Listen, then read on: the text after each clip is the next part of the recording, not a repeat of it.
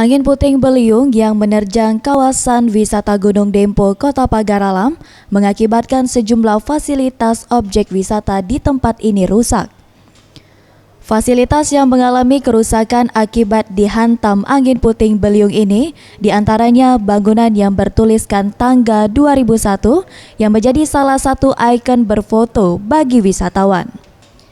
Angin puting beliung juga mengakibatkan rusaknya tulisan Pagar Alam yang terdapat di Tugu Rimau, Gunung Dempo. Tulisan raksasa yang terbuat dari plat baja tersebut rusak pada bagian huruf A dan M.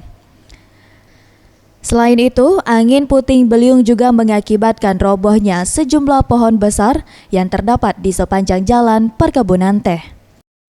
Malam tuh sekitar pukul 9 malam terjadi angin yang sangat kencang di sini.